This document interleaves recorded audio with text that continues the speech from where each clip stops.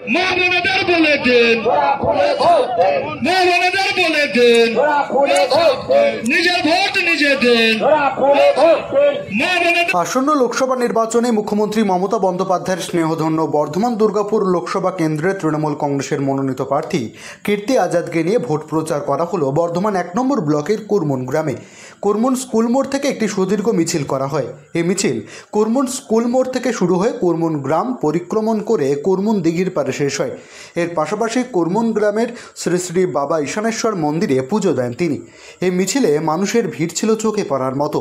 উপস্থিত ছিলেন ভাতার বিধানসভার বিধায়ক মানগোবিন্দ অধিকারী, বর্ধমান 1 নম্বর ব্লকের ব্লক সভাপতি কাকলি গুপ্ততা, যুব সভাপতি মানস ভট্টাচার্য, বন ও ভূমি কর্মাধ্যক্ষ কৃষ্ণেন্দু গোস্বামী সহ তৃণমূল কংগ্রেসের কর্মী সমর্থকেরা। কুরমুন থেকে সৌমেন্দ্রনাথ দাসের রিপোর্ট, MBS নিউজ।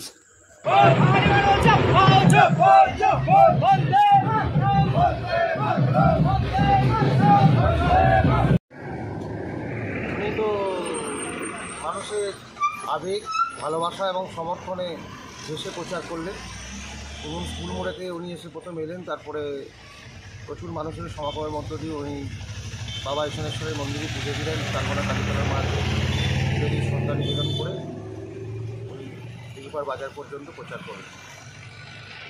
প্রচুর মানুষের সারা প্রমাণ করে দিচ্ছে যে আগামী লোকসভা নির্বাচনে লক্ষ্মীর ভাণ্ডার, দুয়ারে রেশন, কন্যাশ্রী, ঐক্যশ্রী, শিক্ষাশ্রী, স্বাস্থ্যসাথী জয় জয়কার। অপপ্রচার কুৎসা করে বাংলায় মমতা বন্দ্যোপাধ্যায়কে আটকানো যাবে না।